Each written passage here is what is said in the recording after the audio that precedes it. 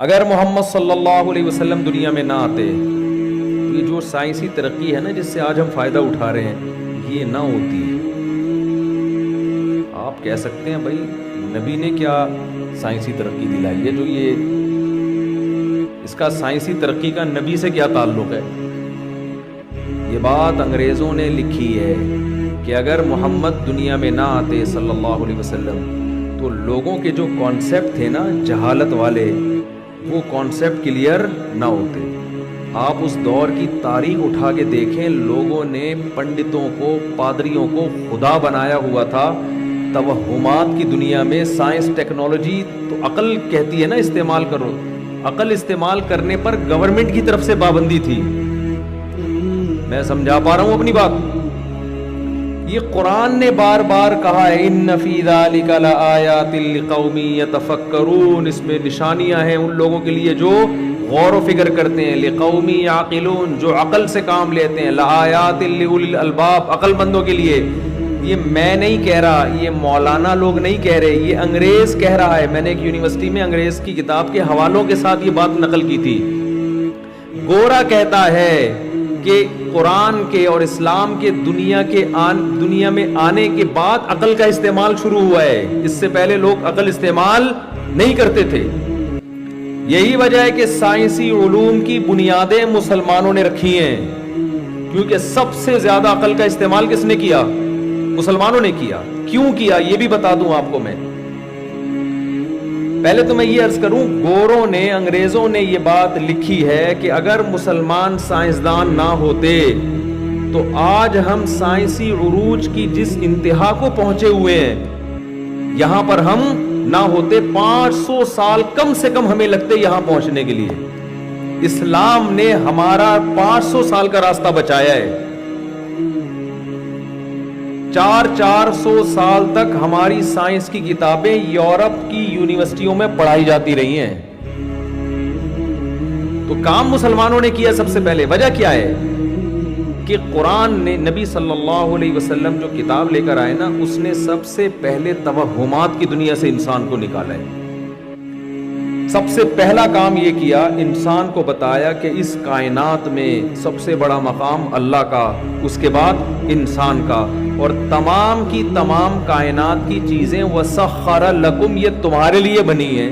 تو جو چیزیں ہمارے لیے بنی ہیں ہم ان کو تحقیق کا تختہ مشق بنا سکتے ہیں کہ نہیں؟ مذہب جو اس زمانے کے تھے وہ یہ کہتے تھے کہ بہت ساری چیزیں مقدس ہیں.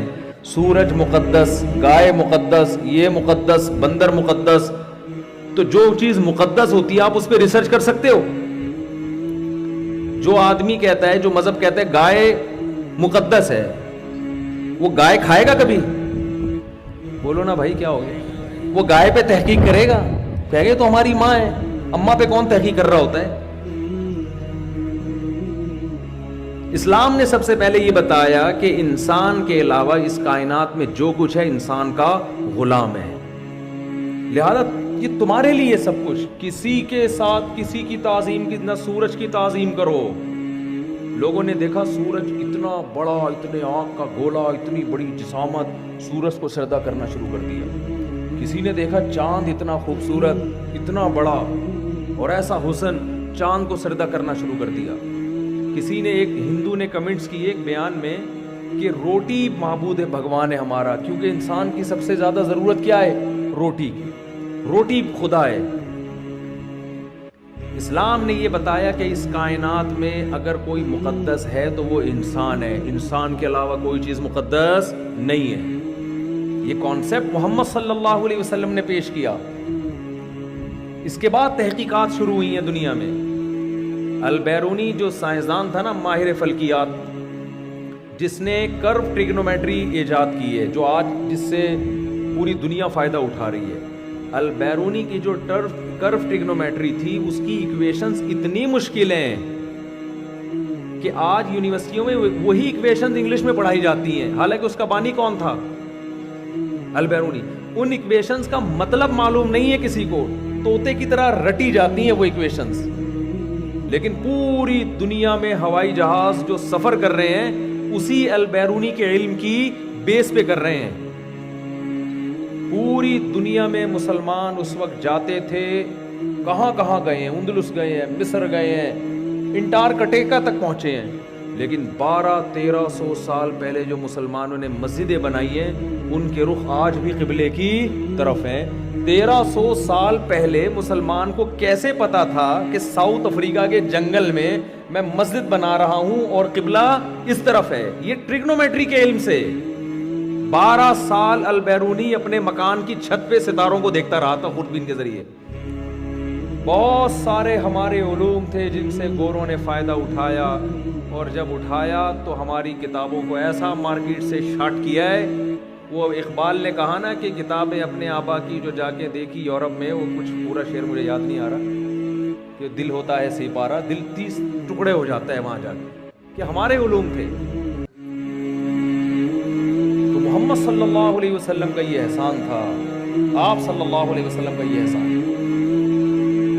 میں یہ عرض کر رہا تھا کہ دنیا میں سب سے، یہ جو گورے نے کتاب لکھی نا کہ محمد سب سے زیادہ، سب سے پہلے، وجہ اس کی ہے آپ کا اس دنیا انسانیت پر سب سے بڑا احسان ہے۔ آپ اگر دنیا میں نہ آتے، لوگ نہانا نہیں سیکھتے۔ اسلام نے سکھایا گوروں کو نہانا۔ گورے، کوئی پڑھا لکھا گورا ہو نا، صرف گورا ہونا کافی نہیں ہے۔ تو گورے کو گورا دیکھ کے کہتے ہیں یار زبردست۔ ایک صاحب مجھے کہنے لگے آپ گوروں کی اتنی برائی کیا کرتے، برائی بیان کرتے ہیں، یہ بھی تو بہت بڑی خوبی ہے کہ وہ گورا ہے، ہم ویسے گورے نہیں ہیں، ساری برائیاں تھوڑی ہیں۔ گوروں میں جو ہسٹری جاننے والے ہیں وہ بتاتے ہیں کہ ہمیں نہانا مسلمانوں نے سکھایا، سلے ہوئے لباس پہننا ہم نے کس سے سیکھا ہے؟ آپ ان کی ذرا پرانی تاریخ تو اٹھا کے دیکھو، 200-250 سال پہلے۔ میں ایک دفعہ تحقیق کر رہا تھا، ایک عرب عالم کی کتاب میرے سامنے آئی، اس نے اس زمانے کے برطانیہ کے جو شاہی خاندان کے شادی کارڈ تھے وہ دکھائے اس کتاب میں نا، اس کے ترجمہ عربی میں نقل کیا۔ برٹش 200-250 سال پرانا، 150 سال یا 200 سال، اس میں شادی کارڈ میں کیا لکھا ہوا ہے؟ لائر فیملی کے لوگ شادی میں آ رہے ہیں، ان کو لکھا ہوا ہے کہ براہ مہربانی جب آپ کھانا کھائیں تو دسترخوان سے ناک صاف نہ کریں۔ یہ ان کی تہذیب تھی۔ تو بعد میں انقلاب آیا ان میں کہ یار اب کیا کر رہے ہیں، اتنے بھی انسان کو میلا نہیں ہونا چاہیے۔ اس نے لکھا ہے دسترخوان، یہ شاہی خاندان کے شادی کارڈ کی بات بتا رہا ہوں۔ اور جب خلافت عثمانی، ارطغرل ڈرامہ تو دیکھا ہوگا آپ لوگوں نے، خلیفہ کے پاس یورپ سے کوئی بادشاہ یا شہزادہ آتا تھا یا ملکہ آتی تھی مسلمانوں کی ملکہ سے ملنے کے لیے، اس کو پہلے غسل کروایا جاتا تھا، اس کی بدبو ہماری ملکہ برداشت نہیں کر سکتی تھی، اتنے میلے ہوتے تھے یہ لوگ۔ آپ حیران ہو رہے ہیں، آپ سمجھ رہے میں ٹی وی میں آ رہا ہوں، یہ انہی کی ہسٹری ہے۔ مسلمانوں کے خلیفہ عثمان ہوتا ہے نا ترک میں، جو مسلمانوں کی خلافت تھی، بہت بڑے کئی ممالک تھے اس میں۔ اس وقت یہ بدماشیاں نہیں تھی دنیا کی کہ فلسطین بھی ہڑپ کر لو اور یہ بھی ہو، بوسنیا بھی ہمارا تھا، کسی کی مجال نہیں تھی کوئی آنکھوں میں آنکھیں ڈال کے بات کر سکے۔ سلطان محمد فاتح نے جو ترکی فتح کیا تھا، امریکہ سے جہاز تھوڑی لیے تھے اس نے۔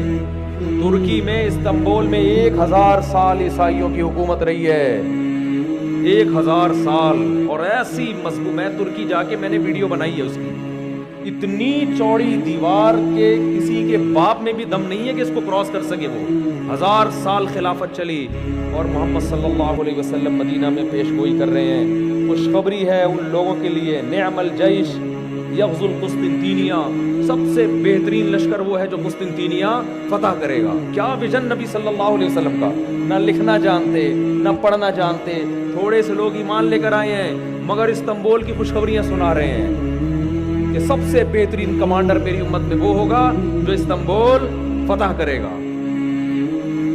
حضرت ابو ایوب انصاری رضی اللہ تعالیٰ عنہ بھی گئے استنبول فتح کرنے کے لیے، بڑے بڑے صحابہ نہیں ہو سکا، اتنی مضبوط دیوار اور ایسا ان کا ڈیفنس سسٹم۔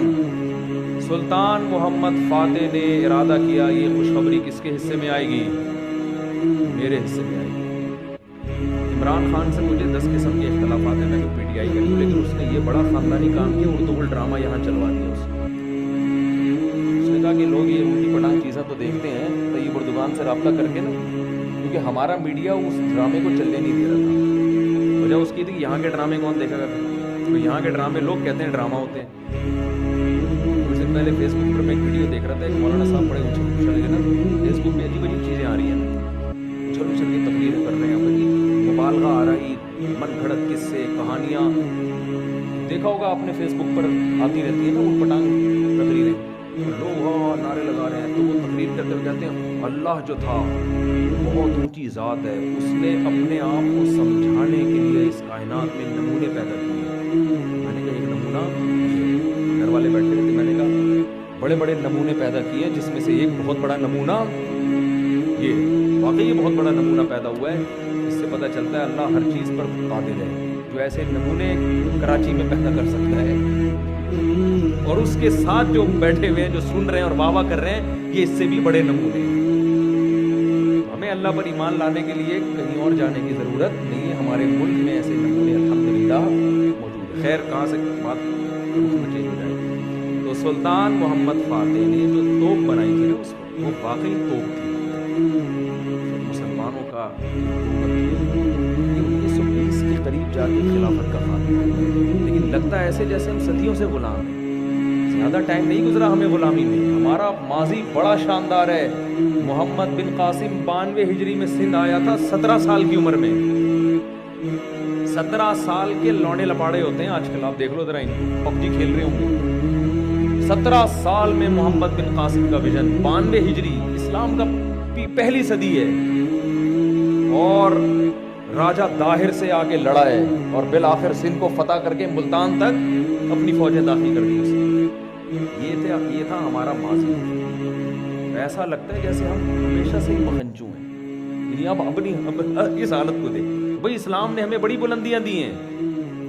تو میں یہ عرض کر رہا تھا کہ خلیفہ کے دربار میں جب کوئی یورپ سے بادشاہ آیا کرتا تھا, تو پہلے اس کو سروس اسٹیشن لے جا کے اس کی سروس ہوتی. یہ بادشاہوں کا حال تھا. ملکہ آتی تھی مسلمان شاہی خاندان کی عورت سے ملنے کے لیے, تو پہلے اس کو نہلایا جاتا, ان کی بدبو برداشت نہیں ہوتی تھی. اور اب بھی کوئی زیادہ فرق پڑا نہیں ہے, اب بھی کوئی بہت زیادہ فرق نہیں ہے. فرانس کی مثال, مجھے لگتا ہے فرانس کا ویزا میں ریجیکٹ ہو جائے کہیں. اردو میں دے رہا ہوں, کوئی انگلش میں ترجمہ نہ کرے اس کا. ہمارے ایک رشتے دار فرانس گئے, کہنے لگے ہم نے فرانسیسیوں کا بڑا سنا تھا کہ دنیا کی نفیس ترین قوم ہے, بہت صاف ستھرے نفیس ہوتے ہیں. کہتے ہیں جب گیا تو اچھا, ان کی خوشبوئیں بڑی مشہور ہیں. کہتے ہیں جب گیا تو پتہ چلا ان کی خوشبوئیں اس لیے مشہور ہیں کہ ان کی بدبو کوئی افورڈ نہیں کر سکتا. خوشبو مشہور اس لیے ہوئی ہے. ٹھیک ہے, کچھ مبالغہ بھی لوگ کر دیتے ہیں, لیکن اس طرح نہانے دھونے کا استنجا تو مسلمانوں کے علاوہ پانی سے دنیا میں کوئی کرتا ہی نہیں ہے. کتنا ٹائم لگتا ہے یار, کتنا ٹائم لگتا ہے اس میں. استنجا کرنا ہمیں کس نے سکھایا؟ اسلام نے. نہانا ہمیں کس نے سکھایا؟ آج نہیں, اس دور میں. عورت کے حقوق کس نے سکھائے؟ اسلام نے. آج یورپ بڑا فنڈر بنا پھرتا ہے, ویمن رائٹس. ہم پہ اعتراض کرتے ہیں کہ تم لوگ لڑکے کو 1 لاکھ دیتے ہو وراثت میں, لڑکی کو 50,000 دیتے ہو, لڑکی کا حصہ گھٹا دیا. اور تم کتنا دیتے ہو؟ تم 1 روپے نہیں دیتے اس کو. امریکہ میں, یورپ میں بیٹی کا وراثت میں کوئی حصہ نہیں ہے. باپ کی مرضی, جو مرضی کرے, کتے کو دے دے وراثت وہ. آپ 1 دھیلا نہیں دے رہے, اور آپ اور بیٹیوں کے حقوق کے قائل. ہم آدھی جائیداد دے رہے ہیں, اور ہم کیا ہیں؟ عورت کا حق دبا رہے ہیں. کیسی حماقت ہے یا نہیں ہے؟ اسلام نے اس وقت بیٹی کو وراثت میں حصہ دیا جب بیٹیوں کو نفرت سے لوگ زندہ دفن کیا کرتے تھے. اور کمال کی بات یہ ہے کہ بیٹی کو دیا آدھا, لیکن وہ آدھا اس کا بچا لیا. بیٹے کو دیا دگنا, خرچ پورا کرا دیا اس سے. دیا پھر بھی بیٹی کو زیادہ. مثال کے طور پر آپ مر گئے, اللہ نہ کرے, آپ کا 1 بیٹا اور 1 بیٹی ہے. آپ نے مثال کے طور پر 3 کروڑ روپے چھوڑے ہیں وراثت میں. اچھی چیز چھوڑے نا آدمی. میں 3 لاکھ کی مثال دے رہا تھا, لیکن جب چھوڑ ہی رہے ہیں صحیح طرح سے چھوڑیں. آپ کیا خیال ہے؟ جیسے زرداری صاحب تقریر کر رہے تھے کچھ دن پہلے, فیس بک پہ میمز آئی ہوئی تھی, وہ کہہ رہے تھے جب کوئی غریب بھوکا مرتا ہے مجھے بہت تکلیف ہوتی ہے. پیچھے دکھایا بندر بھی ہنس رہے ہیں. بندر ہنس رہے ہیں. میں نے کہا یار جب چھوڑو تو پھر تمیز سے چھوڑو. واقعی زبردست بات. اتنا اچھا لگا زرداری کے منہ سے یہ جملہ کہ غریب کے مجھے دیکھ کے بہت تکلیف ہوتی ہے. تو اب نمونے ہیں یا نہیں ہیں؟ تو خیر آپ کا انتقال ہو گیا، 2 کروڑ ملے آپ کے بیٹے کو، 1 کروڑ ملا آپ کی بیٹی کو۔ اب بیٹی پر کوئی مالی ذمہ داری اسلام نے نہیں ڈالی، اس کی شادی پہ خرچہ اس کا شوہر کرے گا، مہر کون دے گا؟ اس کا شوہر دے گا۔ اور ولیمہ بارات اسلام میں نہیں ہے، تو ہندوؤں سے آئیے ہمارے یہاں، ولیمے کا کھانا کون کرے گا؟ شوہر۔ اس کے ساری زندگی کا نان نفقہ کون؟ شوہر۔ اس کے بچوں کا خرچہ کس کے ذمے؟ شوہر کے ذمے۔ اس کے وہ 1 کروڑ بچ گئے کہ نہیں بچ گئے؟ اور اس کا بھائی جس کو 2 کروڑ ملے تھے، جب یہ شادی کر کے بیوی لے کر آئے گا تو یہ 2 کروڑ میں اس نے شادی بھی کرنی ہے، مہر بھی دینا ہے، ولیمہ بھی کرنا ہے، گھر کا راشن نان نفقہ بھی ڈالنا ہے، فرنیچر جہیز اسلام میں ہے نہیں، فرنیچر بھی ڈالنا ہے، پھر اس کے بچوں کو بھی پالنا اور اس کو بھی پالنا۔ تو بتاؤ یہ تو 2 کروڑ اس کے گئے، کہتے ہیں نا وہ ختم۔